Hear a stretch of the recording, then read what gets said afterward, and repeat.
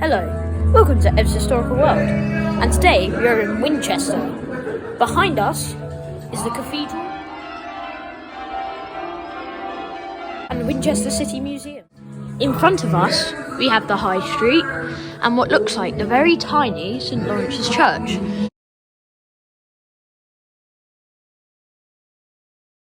Now, it's not actually that tiny, it's just a tower that you can see, wedged between two buildings. It's not tiny, but it's not massive either.